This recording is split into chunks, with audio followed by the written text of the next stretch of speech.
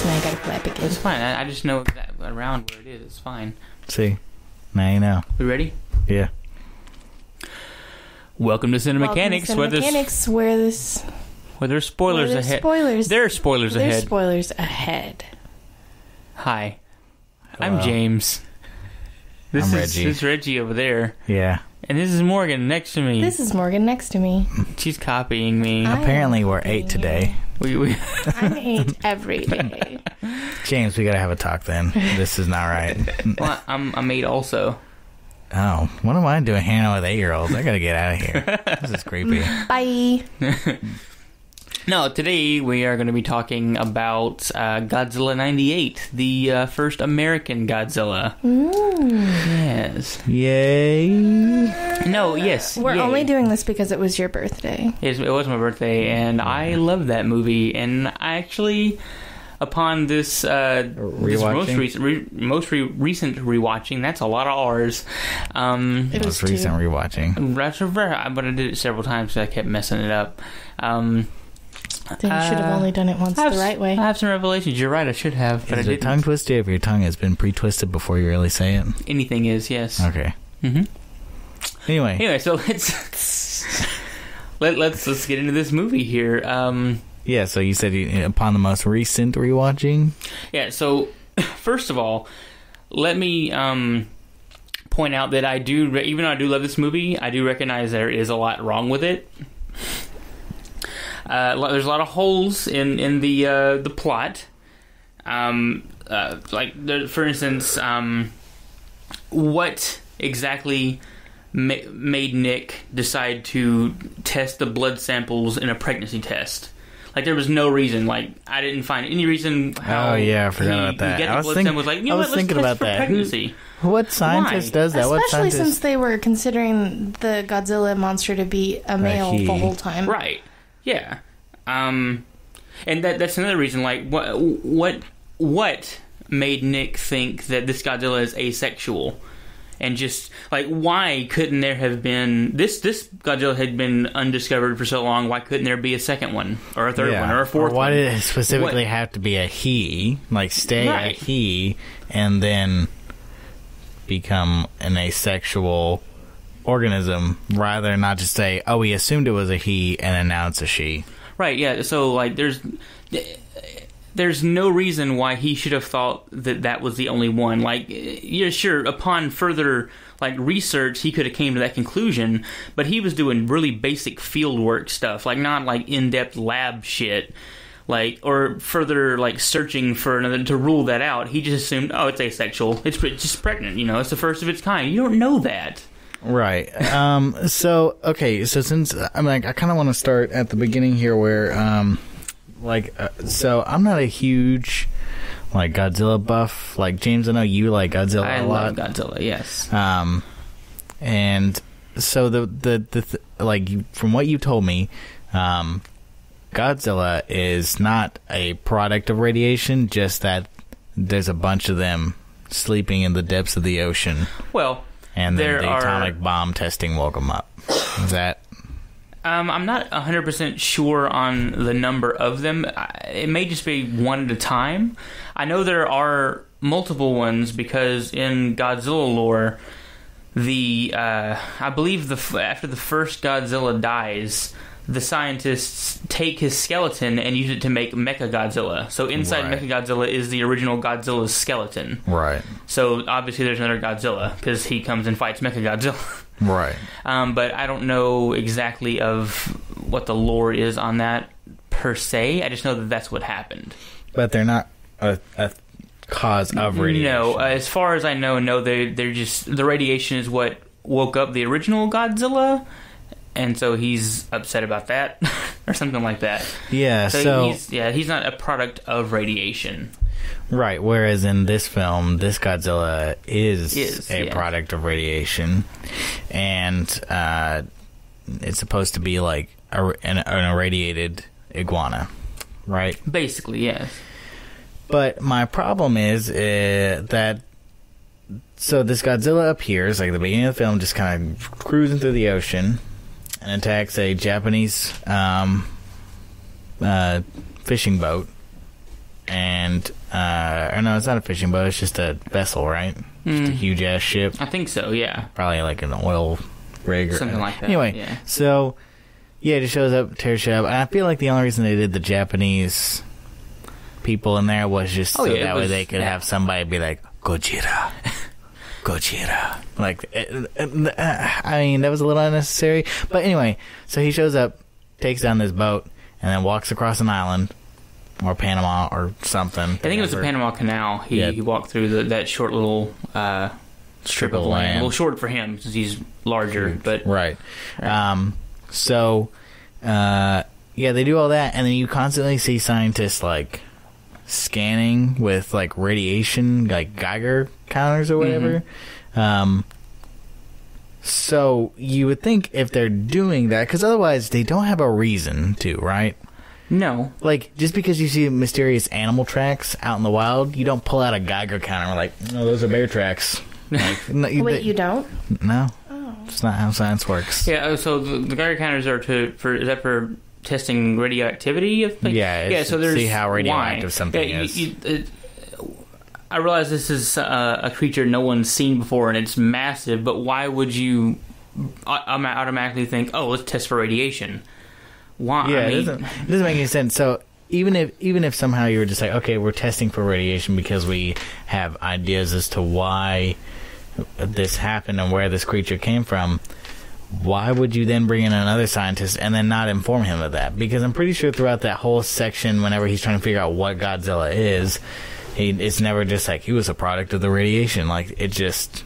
Yeah, it just shows that at the beginning, and then no one says anything about it.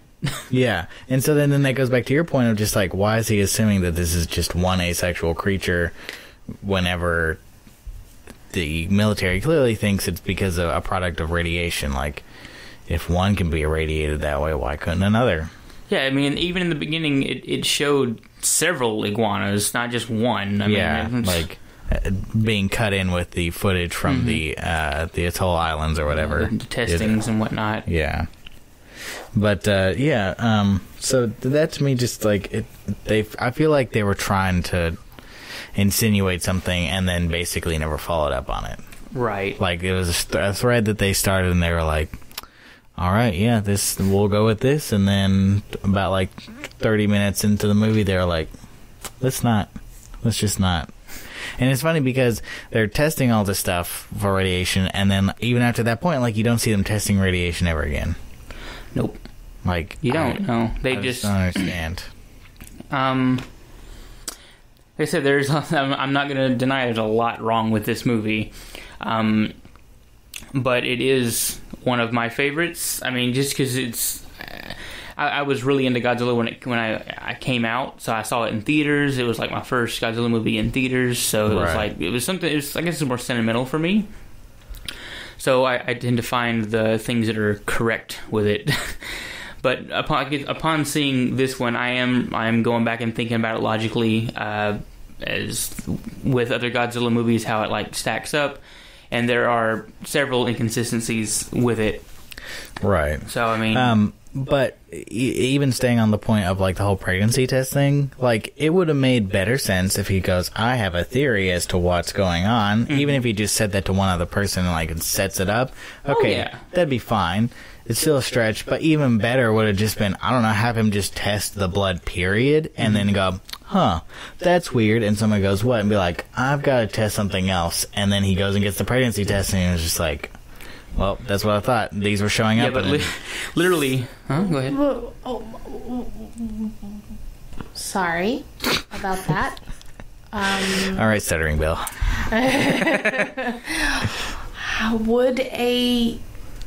What kind of pregnancy test was this? I'm sorry. It was just a regular at-home pregnancy test, like a pee test. Like I would pee pee on it. Okay, but how would that work for a Godzilla? That's what. So he did say that. They aren't the same species, but it is testing for basically the same chemical imbalance as any other pregnancy. So theoretically, he said that it should work in there. They did address that. Can we, like, if we had a pregnant cat, we could dip it in the... I mean, seriously. I don't know. Really, honestly. I don't know. I have no idea. I mean... I don't buy it. Yeah, somehow I just feel like a urine test and a blood test just wouldn't mix all that well. Because, I mean, you don't need, like, a lot of blood to be able to test that kind of stuff. Yeah. Right. I mean, yeah, I don't think that would have worked, but the fact that he is playing a scientist and he just said, hey, I mean, it's not the same species, but theoretically it's testing for the same chemical stuff, that is enough for the audience to be like, okay. But that goes kind of back to what you were saying. If he would have just said one or two things about why he was going to get the pregnancy test in the first place, but it wasn't. It was literally him getting the blood sample, then cuts to him going to get pregnancy tests, and then just cuts to him talking to someone and going, he's pregnant. And he didn't explain any of the process. He's pregnant? No, I could have swore. See, this is why I'm glad we rewatched it, because I could have swore after that fact they referred to him as she. That's what I thought too. And then whenever he was just like, he's pregnant, I'm just like, why are you keeping it a he? Yeah, they continue to... I feel it's like, there's some sexism right there. At that point in the movie, when they found out it was pregnant...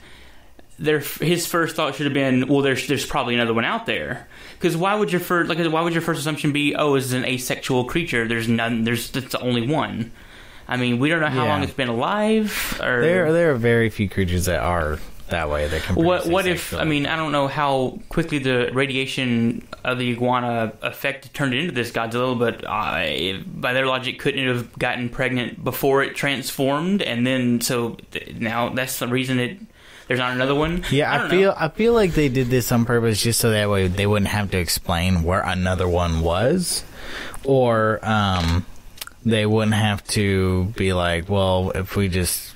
that way, however many Godzilla little babies popped out, and it's just like, well, then all of those it made it feel more exponential, right? So if there are 200 babies, those 200 can create another 200, and rather than just being like, well, those 200 can, depending on the ratio, can make about another 100 more. It does create a sense of urgency for the movie, which is what it needed, because one Godzilla wasn't that and honestly, so in terms of fixing this, so here's my problem. It's like the film, to me, there are some things I don't like about it up until the baby Godzilla part, which is a problem all its own. But I was fine with the film up until then, and then after that point I was just like, someone really likes Jurassic Park. Exactly. And then it ends and you're just like, okay, back to the Godzilla part. And I think it could have worked, because at the very end of the movie, they zoom in on one last egg, and a little Godzilla baby pops out. Like, sequel. You mean a velociraptor? Yeah, a velociraptor pops out, a full-grown velociraptor. But see, my problem is, or the way I would have done it is, I would have. This Godzilla's just going through the city, tearing shit up, disappears for a while, they bring it back out, whatever. It's all the same movie, except for the fact that, they don't know about the whole pregnancy thing and the egg-laying thing up until the very end. And then they find a couple of eggs and destroy them, and they're just like, oh, there must be another, and then... movie cuts, and then do you have your sequel set up, and then another one shows up, and you're just like, oh, you found out that there were some more eggs further in the ground, and you can have that whole movie be about that. Or like you said, they already set this one up for a sequel, which never happened. But I feel like it would have been better to have maybe he goes through the whole movie with the same asexual thing. Oh, he's asexual. But then at the end of the movie, maybe they kill all the eggs and whatnot, and kill this Godzilla, and then it cuts back to Panama or wherever this Godzilla originated, and the other one wakes up, and that's the start of the sequel or whatnot. He was wrong about the asexual thing, so now maybe that one laid eggs. I don't know. Oh, that would have been a great twist. See, we already fixed it. Yeah. No, I mean, so I feel like they tried to ground the whole Godzilla lore a little too much. Yeah, they tried to make it a little too realistic. I mean, as realistic as it can be. Right, yeah.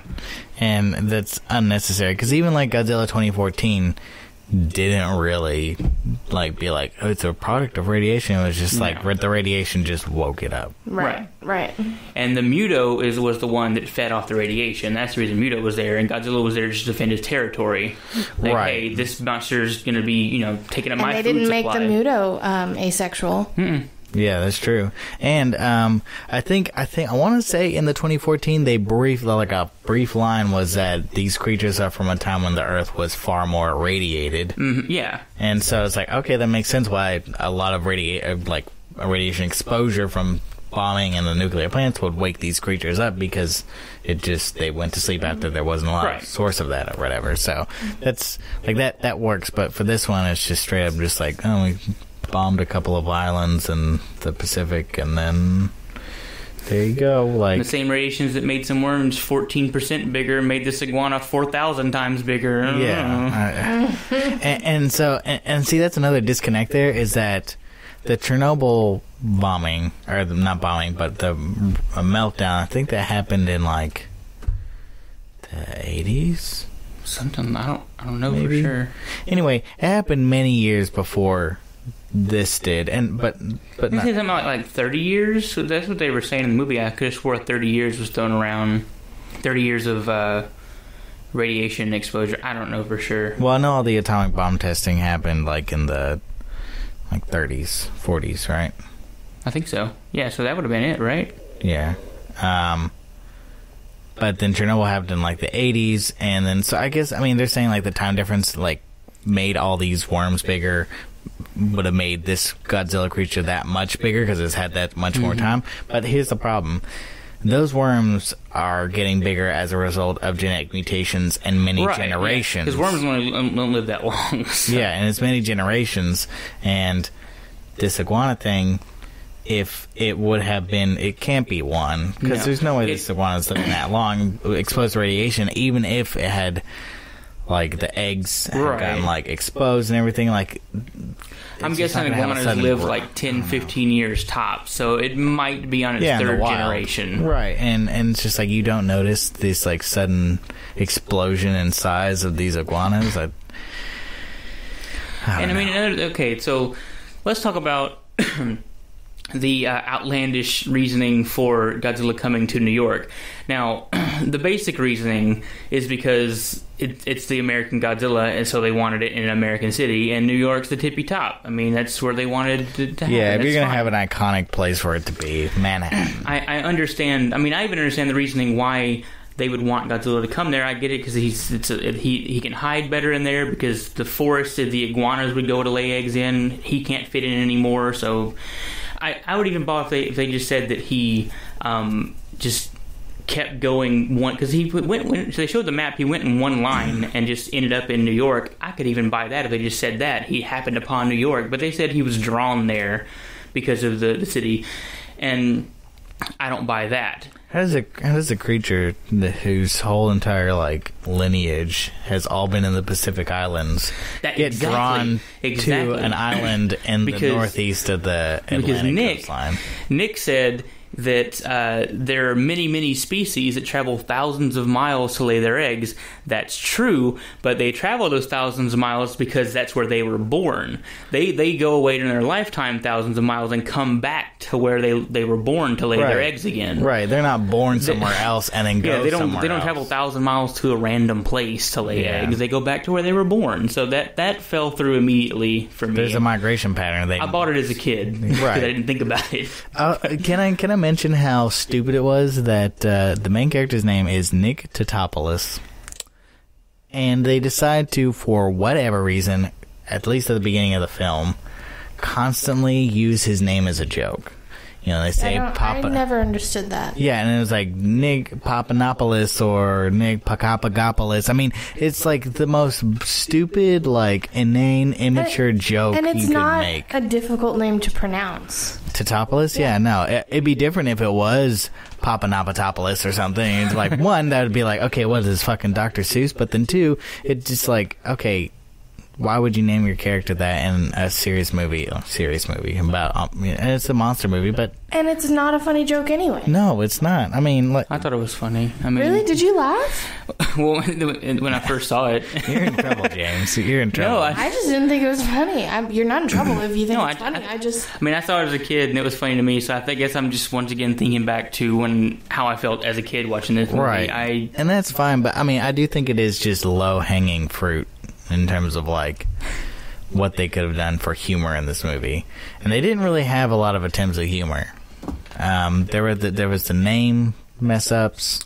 I forget his name, but the guy who ended up picking up the camcorder to film Godzilla, and he couldn't get the tape in, and he was all the news reporter. Yeah, he was all the cameraman. Hank is a character. I love him. Yeah, I like him too a lot. But yeah, his character in there was all comic relief. Isn't he the spoon dude? Mm-hmm. Yeah, from Mystery Men. Mystery Men. Yeah. Yeah. I mean, that's what he was there for. I mean, and even then, he kind of fell flat a lot. I mean, really, honestly, the script writing in this film there was a lot of a lot of repetition, especially with like Nick's character. He would like repeat things twice a lot. Yes. Okay. And let me say repetition. No. Yeah. Like what? No, stop. One's fine.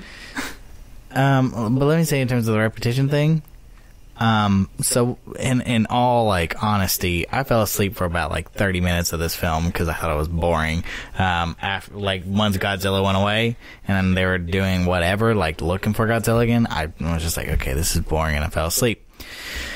And then I woke up at the second time that they attacked Godzilla, and it looked almost exactly like the first time they attacked Godzilla, because the first time they bring Godzilla out with the fish, and then they start firing at Godzilla, and he like screams at them, and then they shoot the missiles, and then he like dodges and ducks and then turns around to look at them, and almost the exact same thing happens the second time. And I was just like, really? Like, you couldn't like think of anything different to do?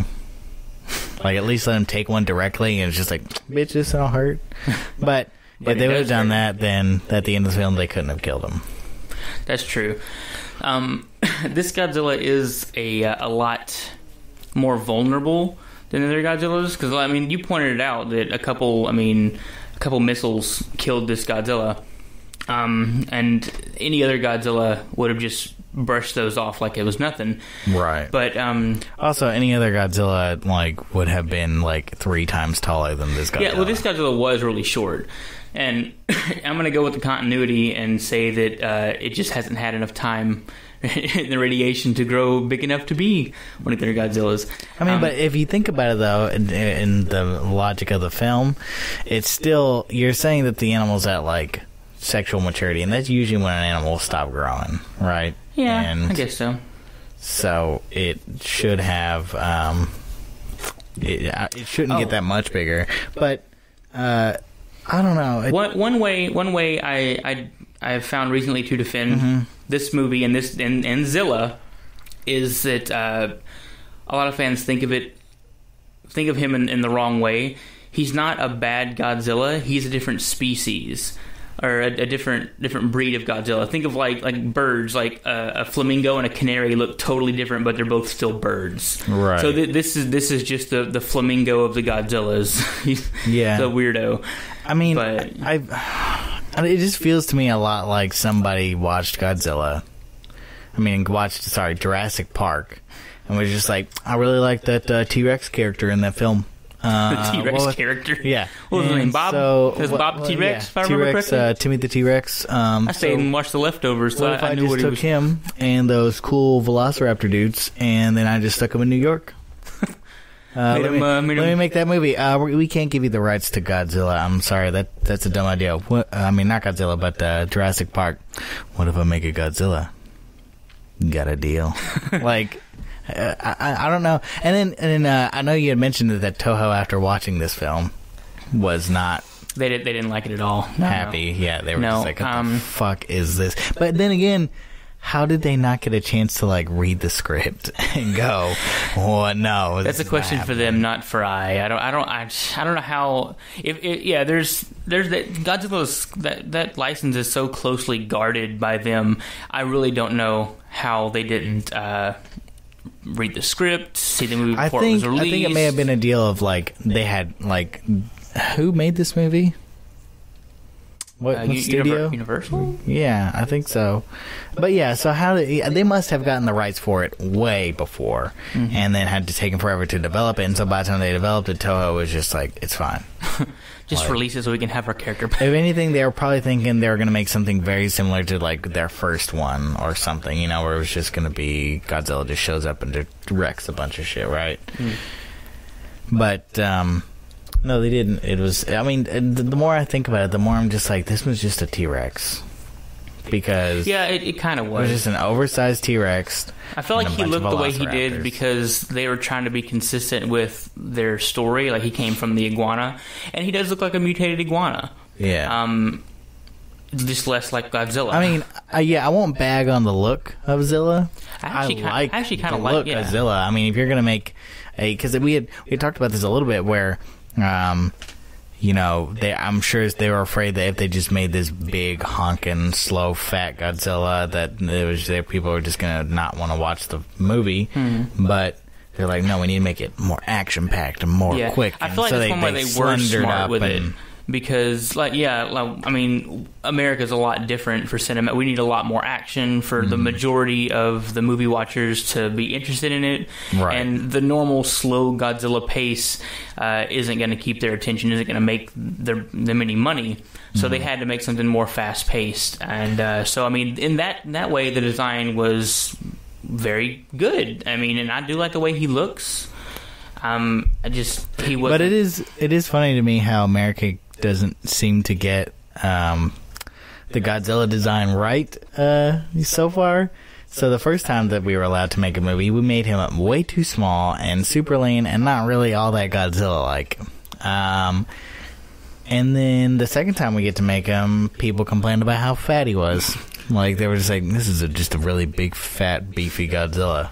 And it's like, well, I mean, because the original Godzilla is more like, I don't know, dinosaur-like. I mean, but yeah, these other ones are primal. Yeah, just, I don't know. I mean, don't get me wrong. The 2014 Godzilla was amazing. I loved it. I loved it. Really excited for Godzilla 2 and then Godzilla vs. King Kong. That will be good. Unfortunately, though, Kong Skull Island, I heard, was not. It wasn't that great. I didn't get Why to watch do you it. have so many random actors? Like Samuel L. Jackson was in it. Why? That was so strange to bring in money. People, I still have to pay him to do it, so I don't. Yeah, I don't know. There's sometimes whenever I think unknowns in certain movies help a lot, you know, and that like could in It. Yeah, honestly, I mean, it's good not to. Like with Star Wars, like I was so glad in Star Wars that the only like big name actors they brought back are the ones that they had to for existing characters, and they weren't just like, okay, so Finn is going to be played by you know, I don't know, Chadwick Boseman or something, and he's the guy that plays right, he plays Black Panther. I don't know, is he? I want to say yes. I want to say I don't know. And then or you know, like Ray is going to be played by like Natalie Portman. Wait, yeah, she was already in the movie. Oh fuck. No.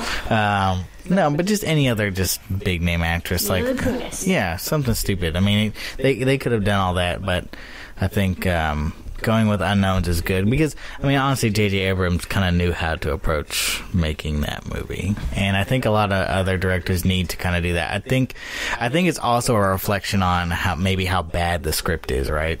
If they know like this has a lot of expectation, and then they go or they read the script and they go, oh, this is not the greatest. How do we make people watch this? Ooh, let's go find Samuel L. Jackson.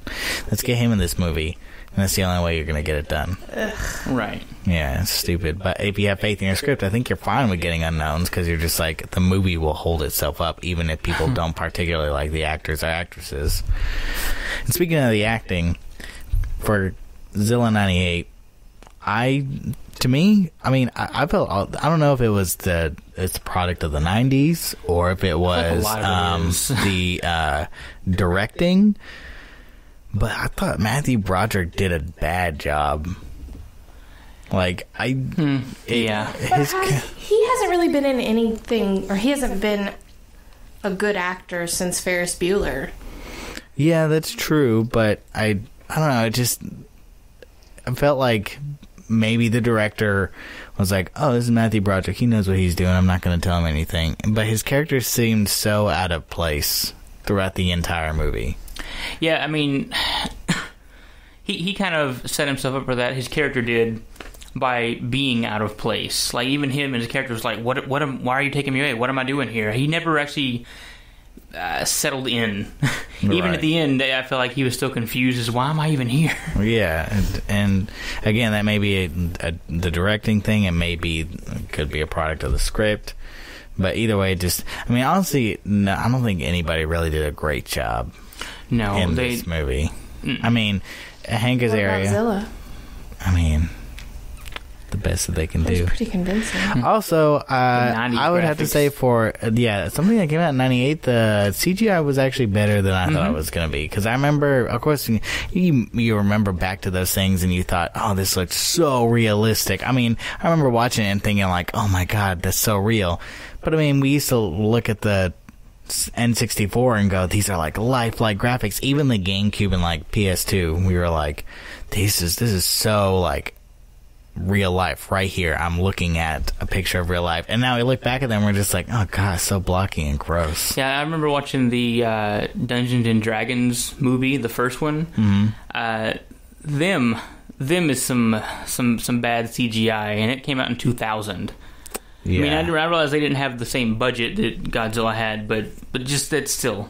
So if you're gonna take that leap to put some CGI in your movie, at least, try to keep up with the times. And, kind of as a side note, a lot of people talk about how, like, CGI makes filmmakers lazy. And I think there are some moments where, yes, it does make them lazy, but CGI can also still be a good thing whenever just practical effects just are not, practical, right? Right, yeah. But at the same time, like, it's not practical to try to make, like, let's say, take Pacific Rim. There's no real good practical way to make that look good. A giant, like, mech robot being controlled by two people fighting a huge, like deep water alien creature, right? There's any way that you do that, it's gonna look bad. Right. Even if you put somebody in, like, a bunch of costumes and stuff, or try to do animatronics, it's just gonna look strange and out of place. And but I do think that there are filmmakers that use CGI just because they don't want to take the time. Oh yeah. And there's a lot of movies that use that have the choice between the two and use practical effects. I mean, even if they aren't. If you go back to the latest Star Wars, Force Awakens, they had a lot of practical shit in there.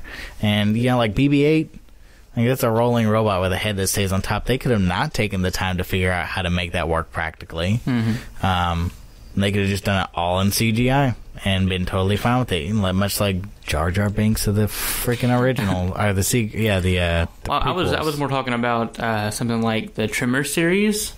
Like, they could have done that in CGI. I mean, it's a bad movie. It's not like a cult classic. I enjoy the movies a lot. Oh yeah, no, I love the first three Tremors. Yeah. They're fun. Oh yeah, I feel like they would not have been as much fun had they decided to go with shitty CGI. Yeah, they've just been in another, like, not even B movie, like, sci-fi horror thing, but just like a really shitty low budget sci-fi horror thing. But because they use practical effects, right, it becomes super fun and more realistic. I mean, as realistic as it can be, as giant worms in the ground. But it's a lot of fun. Yeah, it makes it feel more under the right conditions with enough radioactivity. Is that what happened? Yeah. Oh my god. Those are just maggots. The Zilla universe. Those are just confirmed maggots. Right here. Oh my gosh. Exclusive. Oh jeez. So many. Oh, my brain. Yeah. So Zilla. This movie just it's not very good. Okay. It doesn't feel. Watch it doesn't feel. Oh, go ahead, watch yes. I say there are some things about Godzilla that are just. If you have a Godzilla movie, that kind of got to be in there, right? And one of them is, like, he doesn't really, like, try to destroy anything. He just tries to protect, right? Nope. You're wrong. No, I'm not saying protect the humans. I'm saying protect his territory, like you said earlier. Oh yeah. Okay, so First of all, a few things I want to mention before diving into how they actually got this right is I did enjoy so one of them was not so subtle nod to the Japanese Godzillas, but one was, which was they kept calling Godzilla Godzilla, and then when the reporter had a report stolen, she corrected him to Gojira, which was I actually never noticed that at first. I thought she was also mispronouncing it. We had the subtitles on this time, and it said Gojira. I'm like, oh my gosh, they actually it was a subtle nod, but it was nice. Right. Or not some subtle nod, but the really subtle nod was when they were in the cab and in Godzilla's mouth. Nick Totopoulos used the live wire to get Godzilla in his gums to get Godzilla to drop them, right. Which Japanese Godzilla's really only weakness is electricity. Oh, So when he comes across like power lines, they just almost kill him. Oh wow. Which is the reason King Ghidorah is so effective, because he shoots lightning bolts, and it's the whole big thing. So I didn't notice that till this time. I was like, oh wait, live wire, electricity. Yeah, so it seems like they tried to do stuff like that, which was like a nice nod, but it still felt weird. But yeah, so I was gonna say there's little characteristics like that, right? And it's nice that they tried to sprinkle some of it in. But one that's a big one is his atomic breath, right? Yep. Yes. And in this film, I feel like they tried, like this creature clearly did not have fire breath, because if it's an iguana, it's just not true.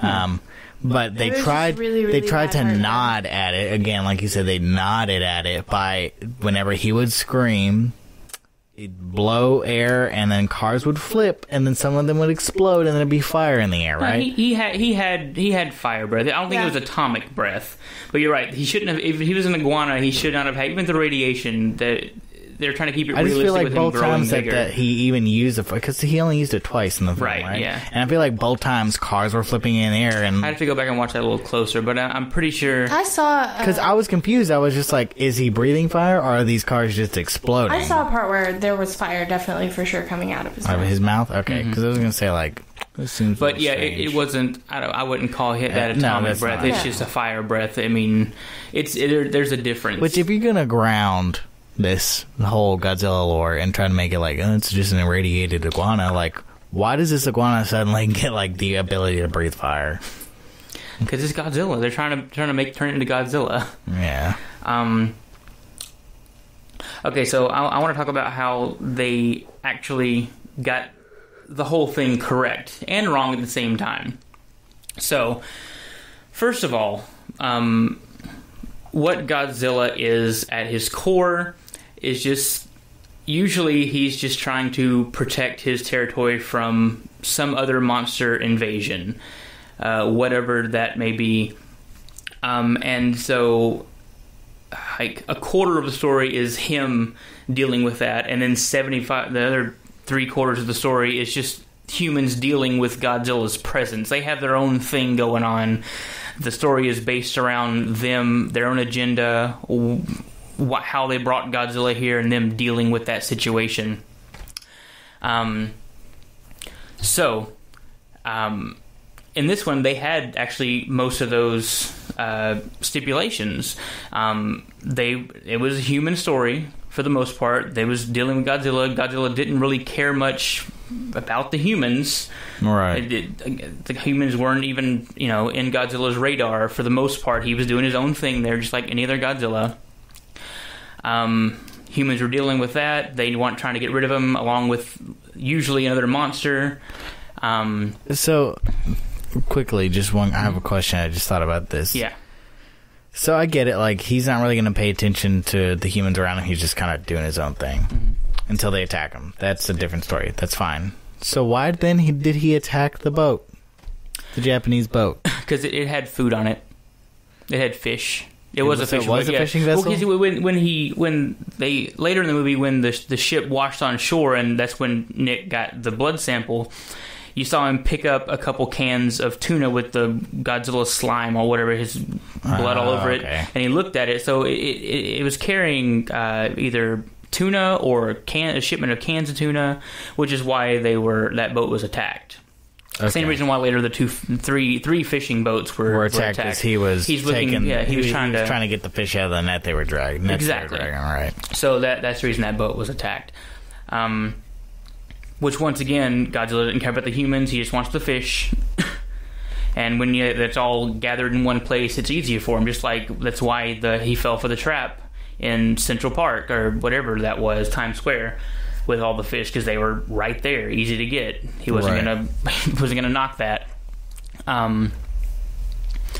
So yeah, actually, even though this wasn't a note for note Godzilla movie, it did hit on most of the points that needed to be. The major themes. And even without an enemy monster to attack, I kind of feel like they tried to replace the enemy monster in some way with the babies. Like, they were supposed to be that... Because in the end of a Godzilla movie, the big climax is Godzilla fighting the enemy monster. Right. It's all up to that point. It's just humans dealing with Godzilla, and Godzilla is setting up for this fight, and in the end, you get the big fight, which is exactly what Godzilla 2014 did, and why they got everything right. And the reason a lot of people didn't understand and didn't like it because they didn't understand the Godzilla formula, but they got it spot on.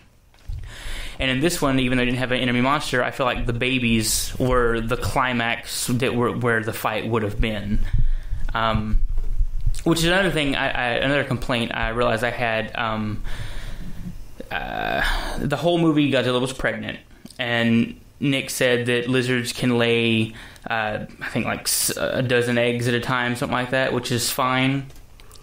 And then you get into Madison Square Garden, and there's like 200-something eggs. Godzilla didn't look 200 eggs pregnant. Yeah, there's no way he fit those massive eggs. Yeah, those huge eggs. There's no way 200 of them. Which is something I didn't think of as a kid. I'm thinking, oh, this is a big threat now. But it's a lean Godzilla. Yeah, I mean, like, could I believe that the 2014 Godzilla could lay 200 eggs? That's plausible. Yeah, that's plausible. Yeah, it was. But he'd come out looking like Zilla after he laid the eggs and all skinny. Right, yeah, I mean, it was a little kind of ridiculous. Like, I think the threat would have been just fine if it was just 50 eggs or something. Yeah, like there was no need to do 200. No, there really wasn't. No. Yeah, I mean, I felt like it was an unnecessary escalation. You know what I mean? And it was just because they wanted to do the whole fake out of Godzilla being dead. Right. I mean, even. Like, because they were trying to do the Godzilla laid 200, and then in a couple of years these will be mature, and each of them will lay 200 eggs. They're born pregnant or whatnot. So that would have been, honestly, that was a little much for me. Like, the math there was a little much for the average person. If they would have done just 50, like you said, that still would have been like. Enough for the person to do like half the math and be like, oh, okay, whoa, that's a lot of eggs, and just like 10 years, and we're screwed still. Right. Also, I get for the sake of the movie why they did it, but it also seemed really unnecessary that they were just like, oh, he'll lay the eggs, and in a matter of hours they'll be mature and hatch. That seems a little extreme. I mean, yeah. I feel like, again, if they would have set it up as, oh, that's a sequel, is that there's a 6 eggs buried deep, and people don't find them for 6, 7, 8 months, and that's where the sequel starts, is these baby Godzillas showing up and destroying shit. Like, okay. I still think they shouldn't have went the asexual way. I feel like if they could have easily just done the same thing with just normal reproduction, and it'd still be just as terrifying with 50 eggs. Each of these are going to, reproduce, and half of them are females, so they're going to lay 50 eggs apiece, and they're tough to kill. Of course, they would have had to make Zilla a lot tougher. It's not as sharp as like of an exponential curve as, it lay 200, and all 200 can lay another 200, and that's space rocket, sharp, right? Whereas if they just went the normal, boy, girl, make more babies route, then that would have been a much slower curve. But still, I mean, to lay 50 eggs and then 25 basically pairings create another 50 egg per pairing, that's still a shit ton. Oh yeah. And they could have left in the really short maturing cycle, and I mean that would have played in just fine. That would have sped up the the terror. Like, oh, we got to get rid of this. They're so a big threat. Right. Actually, Morgan was just showing me something about how in the movie how 3 like trained helicopter military pilots couldn't outsmart Godzilla, yet 4 people in one cab somehow escaped him. Yeah, last like 20 minutes just driving around New York, chasing, being chased. Also, I was going to say something during the movie, but I decided to hold my comment, which is whenever the 3 helicopters face off against Godzilla and he destroys 2 of them, and the third one is trying to get away, instead of just flying up, so that way he's not on the same level as Godzilla, he decides to fly through the entire city at Godzilla's mouth height so he can just get eaten. Like, yeah, that was pretty stupid. But I mean, it would have been a lot more boring had he just been like, oh, he got there too. Let's just fly up. I mean, you We're still safe could create now. the same urgency of like these guys go in and they shoot him with some missiles and he's just like, yeah, fuck off, dude, and like kills 2 of them and that one gets away and then he's just like, you need to turn around, soldier. He's like, no, fuck that. Like, that still would have been good drama, but They could have done something like after the 2 died, the other one is being chased by Godzilla for like 2 seconds before he realizes he needs to fly up, and then. Like, you see Godzilla, you see how high Godzilla can jump by him just jumping, reaching for it. Yeah, and then, like, catches the end of his... Just, like, barely, but still, you see, maybe there's a wide shot and show you, like, Godzilla jumped above where the building stops. So he's, like, that's even more of a threat now, because you see more of his potential, like, what he can do. I just feel this movie could have been really interesting and really good as a like alternative Godzilla movie. Yeah, they could have kept a lot of the stuff the same if they had changed just a few things. Yeah, I mean, I'm honestly kind of glad that it didn't happen that way, because I mean, this is like a slippery slope type deal. But you never know. What if they ended up they made it good, right? And then Toho was just like, it's not our Godzilla. But it's okay, it's the American Godzilla, and it's good, right? Then I think America would have been stuck with this skinnied up, over gigantic Tyrannosaurus type Godzilla for a long time.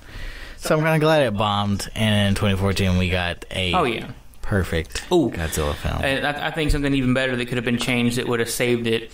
So let's say they go through the majority of the movie assuming that this Godzilla is asexual, and they're all born pregnant. So they blow up Madison Square Garden, they kill Godzilla, there's still Godzilla babies lying around everywhere. So maybe they cut out some stuff so they can make this scene longer. They go to test the baby Godzillas, and for some reason they do the pregnancy test again. And they test like 4 or 5 of them, and none of them are pregnant. So then they go, oh my gosh, there's another one out there. That's when I realized, the first Godzilla wasn't asexual. None of them are. We just that guy stupid. That was mommy, and there's a daddy. Mm-hmm. So then maybe it cuts to the Godzilla in the Pacific waking up again. And he's like, I gotta find my mate. Yeah, honestly, yeah. So I would have been kind of okay with if they would have made this Godzilla, because if I'm correct in that usually. In a lot of species, the female is the bigger of the 2. Typically, especially with cool.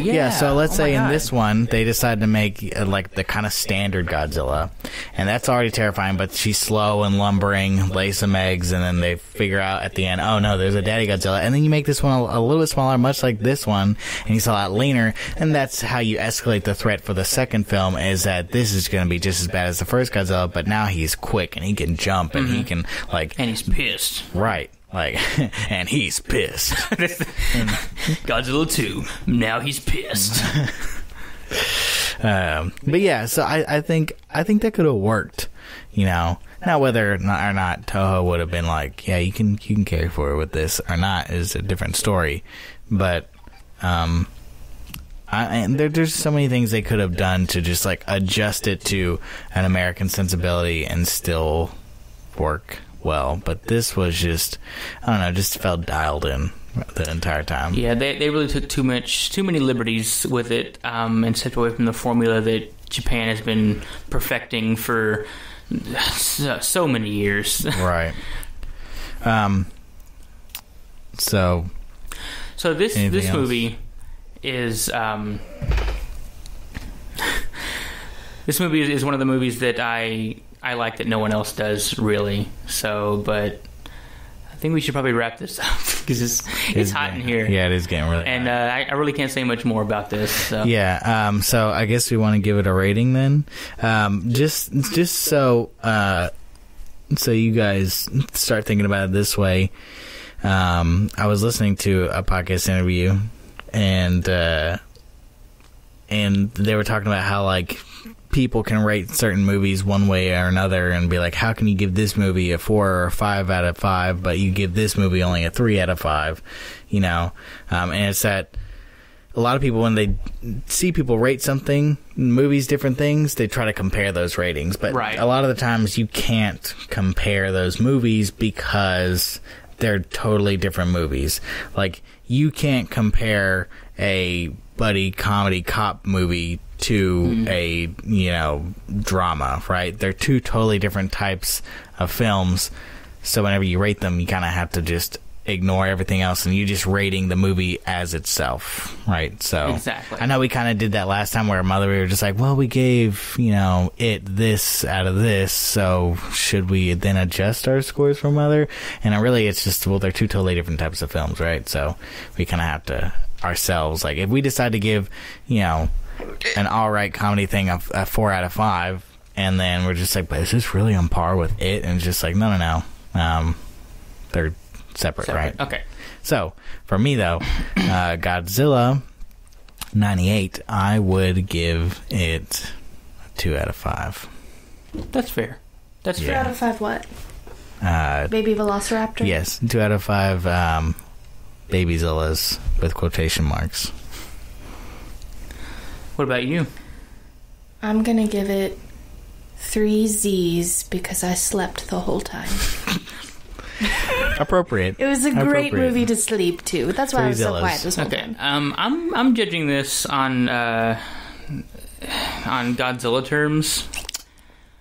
As far as how it compares for me with other Godzilla movies, and it is really its own thing, like you said, but it is still in Godzilla. So it was middle of the road for me. So I'm going to go ahead and give it a 3. I'll give it a 3.5. Because of the new details I noticed in this one, and actually comparing, and it did stack up with a lot of the things Godzilla movies are supposed to be.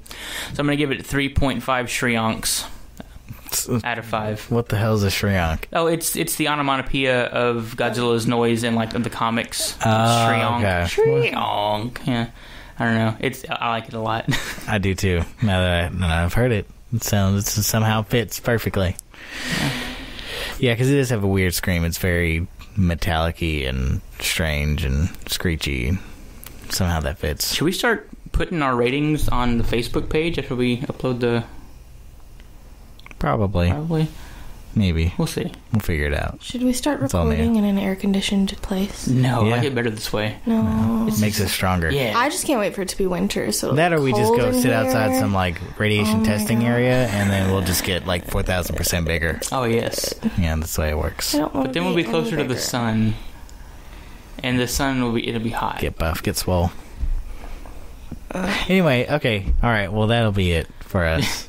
Okay, bye. You can see you. Bye. Thank you for listening. Bye.